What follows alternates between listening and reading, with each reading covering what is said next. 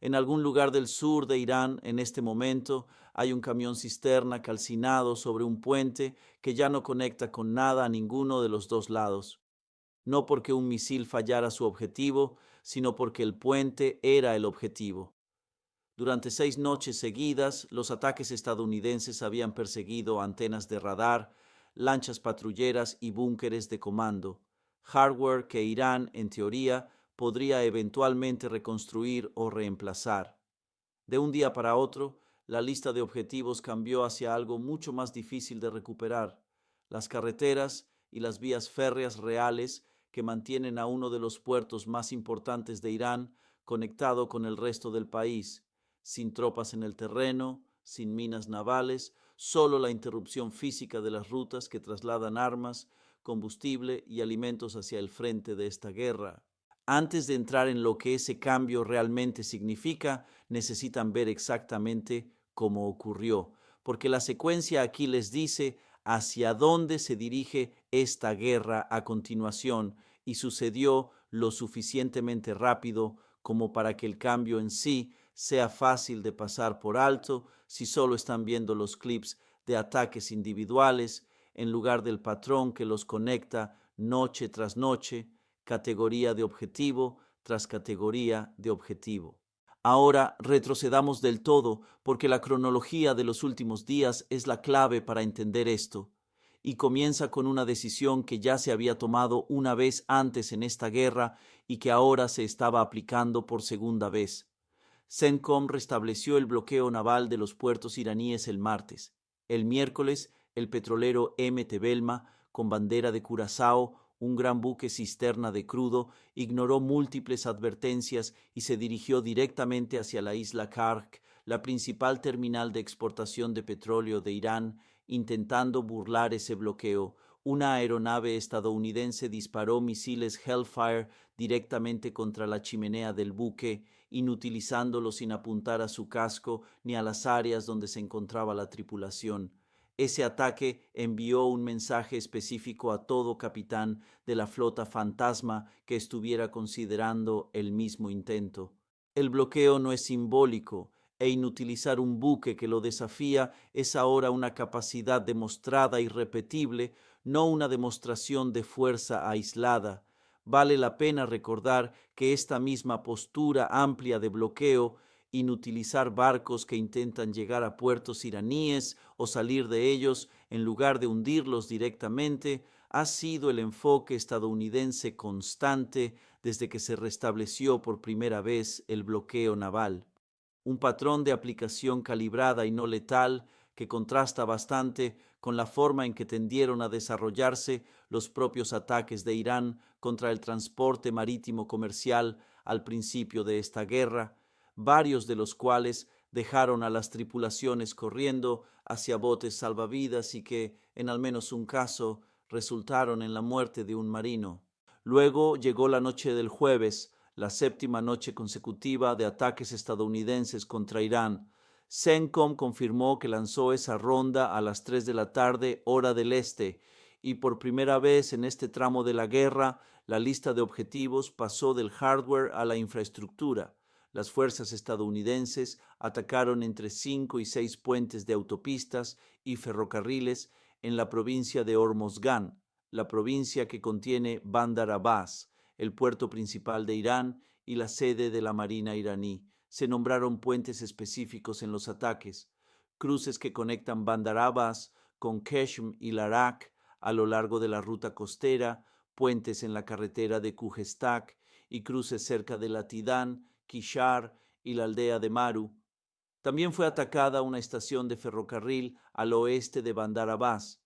La torre de control del puerto de Chabahar, ya atacada 2 veces anteriormente en esta guerra, fue golpeada por tercera vez y, según los últimos reportes, finalmente destruida. Un detalle en el que vale la pena detenerse: una instalación lo suficientemente significativa como para justificar ataques repetidos a lo largo de múltiples rondas de esta campaña, aparentemente reconstruida o al menos parcialmente restaurada entre cada ataque, solo para volver a ser blanco, ilustra cuán decididos han sido tanto el esfuerzo estadounidense de selección de objetivos como el propio esfuerzo de reconstrucción de Irán a lo largo de este tramo específico de la guerra. El aeropuerto civil de Irán, en el sureste del país, también fue atacado, con medios estatales iraníes reportando explosiones cerca de la pista allí también. El metraje publicado por CENTCOM ese mismo día mostró lo que el comando describió como ataques recientes contra objetivos militares en todo Irán, parte de un flujo constante de confirmación visual que el comando ha proporcionado a lo largo de esta campaña para acompañar cada uno de sus comunicados escritos, una práctica que se ha convertido en sí misma en un rasgo notable de cómo se está documentando y comunicando esta guerra al público casi en tiempo real. Lean esa lista de nuevo, porque el patrón es deliberado y no disperso al azar. Bandar Abbas se encuentra en el centro de la capacidad de Irán para amenazar el estrecho de Hormuz y las carreteras y líneas ferroviarias que corren hacia el norte desde allí a través de Bandar Kong y el condado de Kong a lo largo de la costa y tierra adentro hacia el interior son la forma en que los misiles, el combustible y el reabastecimiento del IRGC se mueven desde la costa hacia el resto del país y viceversa. Cortar esos puentes específicos ha creado lo que equivale a un asedio logístico sobre todo ese corredor costero sin una sola mina naval y sin que un solo soldado estadounidense ponga pie en suelo iraní. El propio comunicado de CENTCOM tras los ataques dijo que las fuerzas continuaban degradando las capacidades militares iraníes bajo la dirección del comandante en jefe y por separado confirmó que más de 50.000 efectivos estadounidenses permanecen desplegados en todo el Medio Oriente, vigilantes y listos. Esa cifra, 50.000 tropas estacionadas en toda la región, merece considerarse por sí misma. Es una presencia militar de avanzada sustancial de mantener indefinidamente, y la decisión de CENTCOM de declarar ese número públicamente junto a un lenguaje que enfatiza la disposición más que una simple postura defensiva,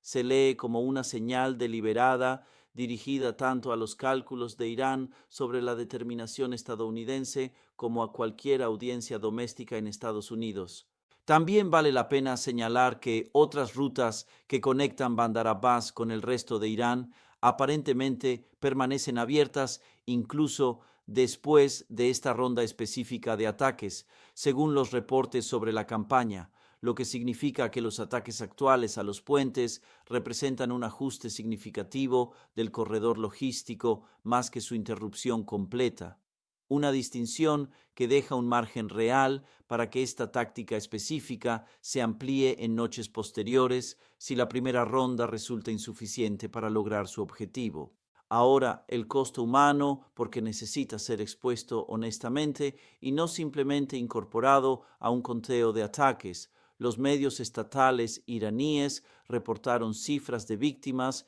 que fueron evolucionando a medida que el panorama se aclaraba durante el día del viernes. Un reporte inicial de la televisión estatal iraní dijo que los ataques a los puentes en Hormozgan mataron a 3 personas e hirieron a 9. Ese saldo fue actualizado después, con la agencia de noticias estatal de Irán reportando al menos 8 personas muertas y 20 heridas específicamente en el ataque nocturno a los puentes. Esas cifras provienen de fuentes vinculadas al gobierno iraní y no han sido verificadas de forma independiente por observadores externos. El hecho de que el saldo aumentara de manera significativa dentro del mismo ciclo noticioso sugiere que el panorama completo todavía se estaba armando incluso cuando salieron los primeros reportes, un patrón común en las horas iniciales después de cualquier ataque de esta magnitud, antes de que los hospitales locales y los servicios de emergencia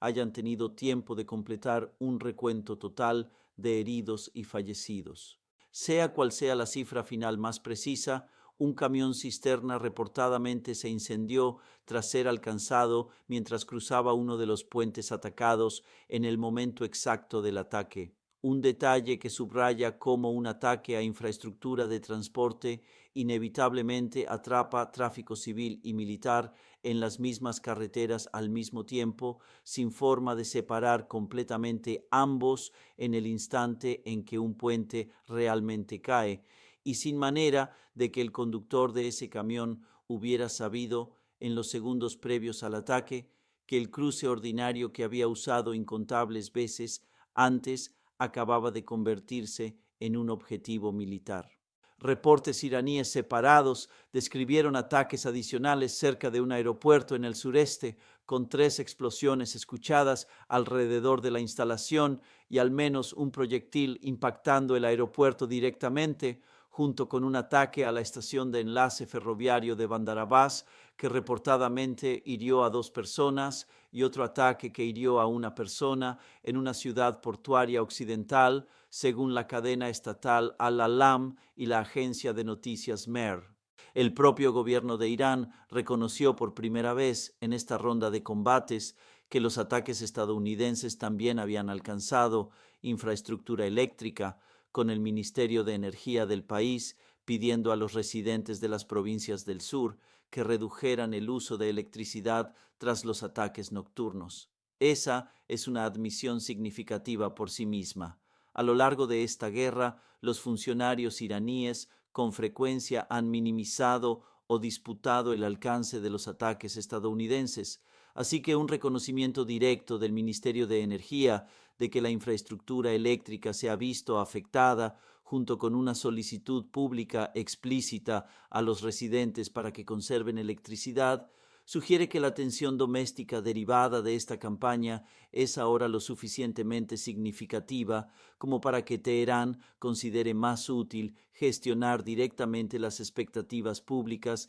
que seguir proyectando normalidad. Esto también coincide con el patrón más amplio discutido en coberturas anteriores de esta guerra, donde el presidente Trump ha amenazado repetida y explícitamente con ampliar los ataques estadounidenses a las plantas de energía y los puentes de Irán, específicamente si Teherán se niega a volver a las negociaciones, diciéndole a Fox News en una entrevista ampliamente difundida que la próxima semana las cosas se pondrían realmente mal para ellos, porque la próxima semana llegan las plantas de energía. Los ataques a los puentes de esta semana y el propio reconocimiento de Irán sobre el daño a la infraestructura eléctrica sugieren que esa escalada amenazada ya no es un plazo futuro en el calendario,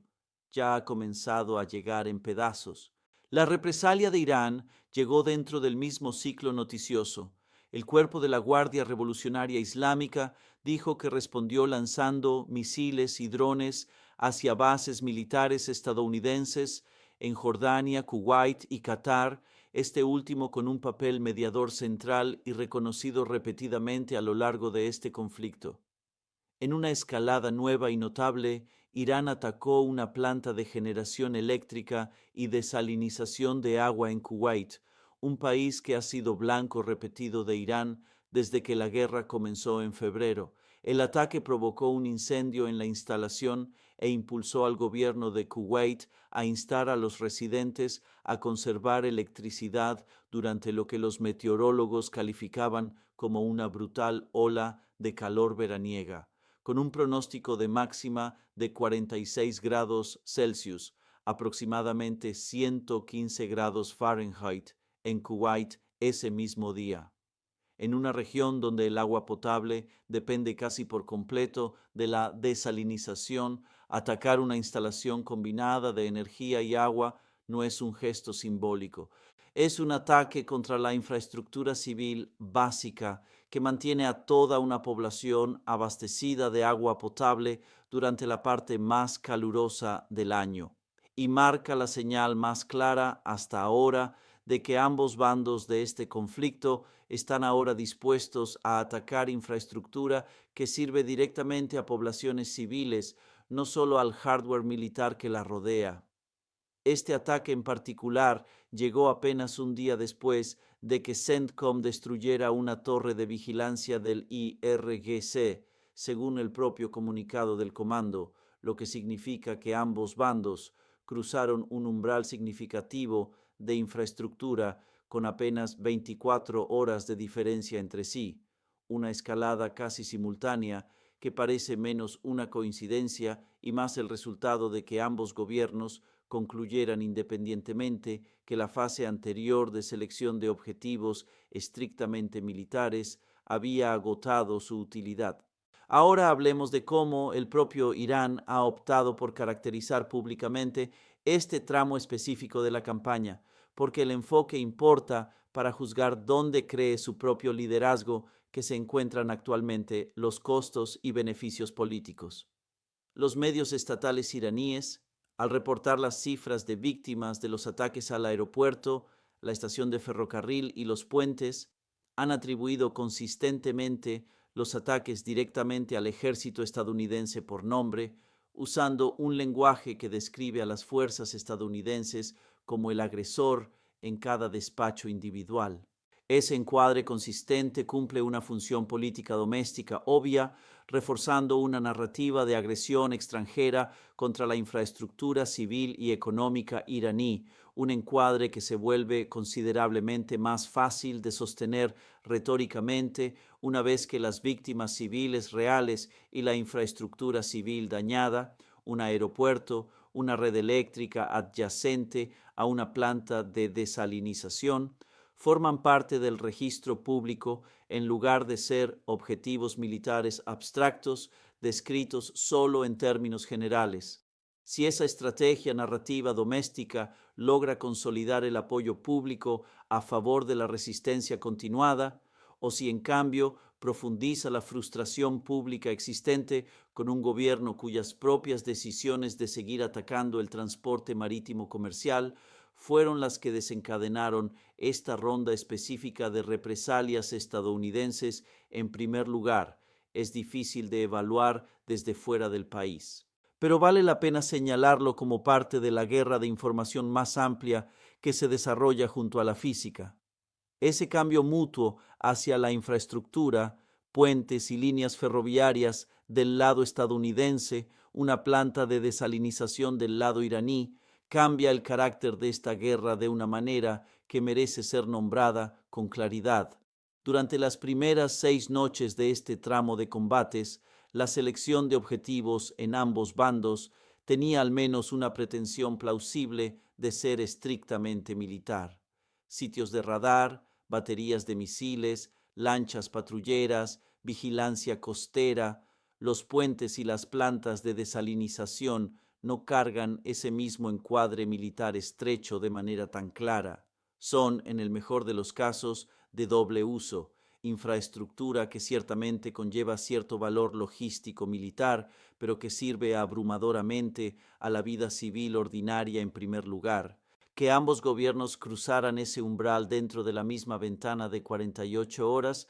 sugiere menos una escalada coordinada y más un reconocimiento compartido, alcanzado de forma independiente por Washington y Teherán, de que la fase anterior de selección estrictamente militar había llegado a sus límites naturales sin producir el resultado que ninguno de los dos bandos desea. Vale la pena señalar que el derecho internacional humanitario sí permite atacar infraestructura que cumple una función militar genuina y demostrable, incluso cuando también sirve a los civiles, el mismo marco legal que CENTCOM ha invocado a lo largo de esta campaña para justificar los ataques a instalaciones costeras utilizadas tanto por la Marina de Irán como por su población civil. Pero esa permisibilidad legal no borra la realidad práctica de que una planta de desalinización que abastece a todo un país durante una ola de calor veraniega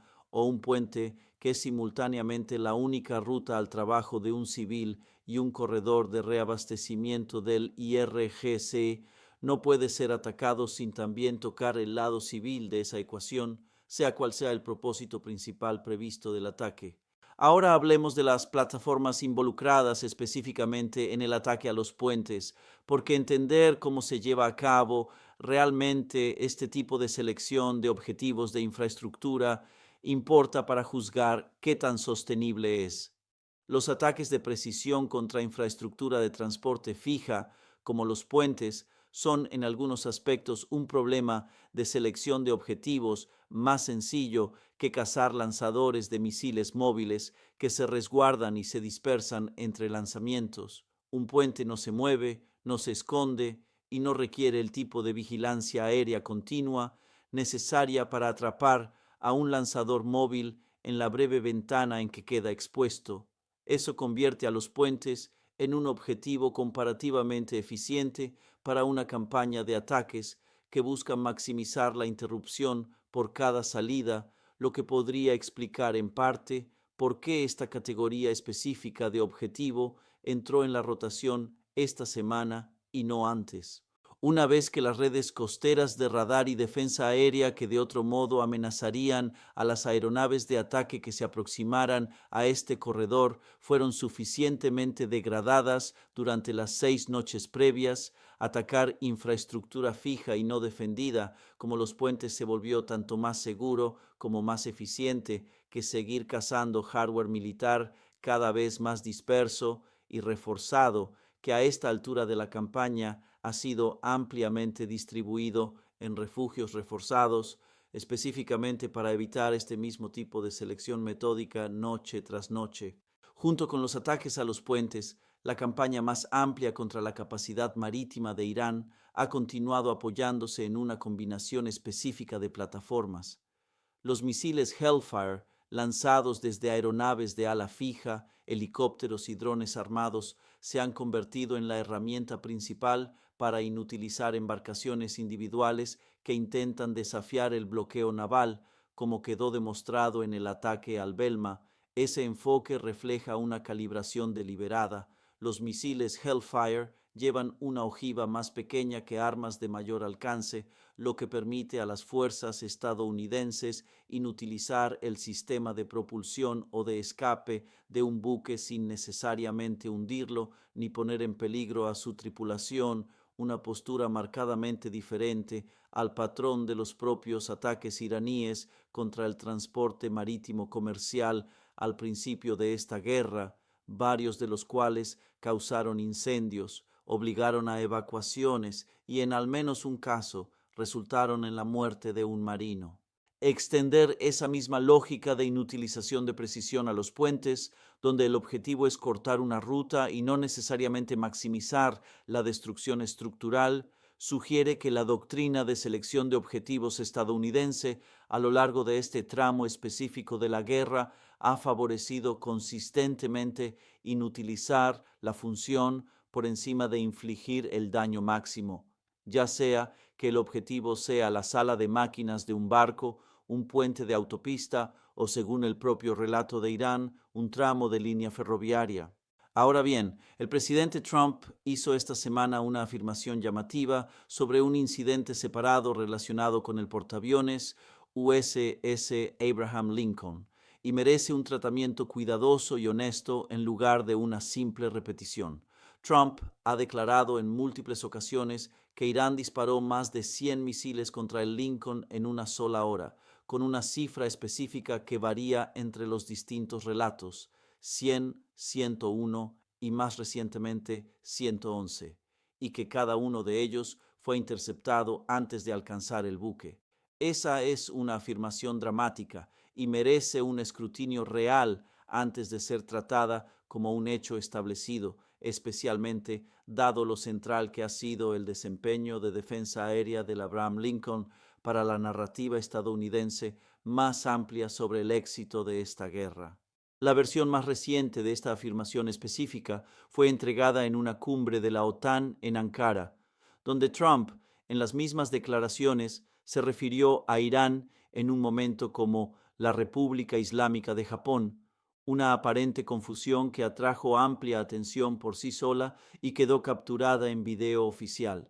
Los reportes independientes no han documentado una confirmación verificada de un ataque que coincida con esta descripción específica, y CENTCOM ha disputado previa y directamente una afirmación iraní anterior considerablemente menor sobre un ataque contra el mismo portaaviones, 4 misiles balísticos, según el propio relato de Irán en marzo, declarando entonces sin rodeos que los misiles involucrados ni siquiera se acercaron al buque y calificando la versión de los hechos de Irán como una mentira. Dado ese historial, la forma responsable de tratar la cifra creciente de misiles, 100, 101, 111, es como una afirmación presidencial no verificada, más que como un enfrentamiento militar confirmado, sin importar cuántas veces o de manera cuán dramática se repita. Podría reflejar un incidente real de fondo descrito con cifras cambiantes y cada vez más redondeadas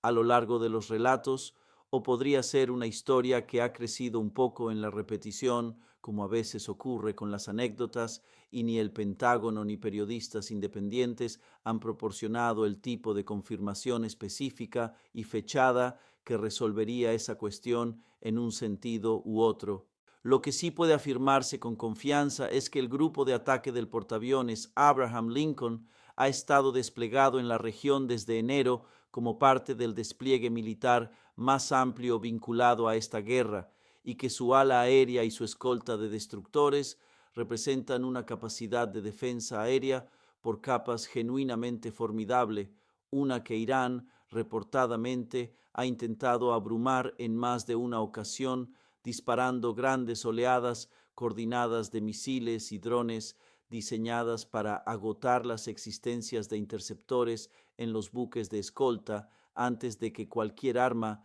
pudiera alcanzar al propio portaaviones. Si esa táctica específica alguna vez estuvo tan cerca de tener éxito como sugiere el relato más reciente de Trump, sigue siendo, según la evidencia actualmente disponible, una pregunta abierta y no un hecho resuelto. Ahora, el panorama financiero y tecnológico más amplio que subyace a esta campaña militar, porque la dimensión de cadena de suministro de la guerra se ha vuelto tan importante como su dimensión de campo de batalla.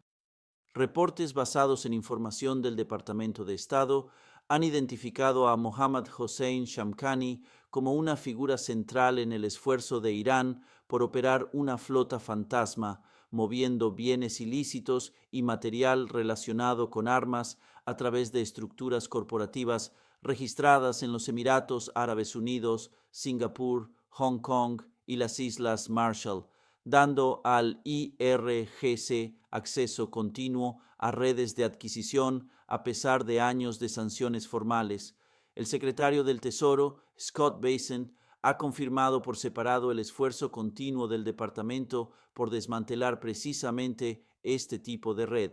describiéndola como central para negarle al régimen iraní los ingresos ilícitos que financian tanto sus programas de armamento como su esfuerzo bélico más amplio. Esa infraestructura de flota fantasma es precisamente el tipo de objetivo que el bloqueo naval de CENTCOM y la inutilización de embarcaciones como el Belma están diseñados para asfixiar, vinculando directamente las vertientes financiera y militar de esta campaña en lugar de tratarlas como frentes separados.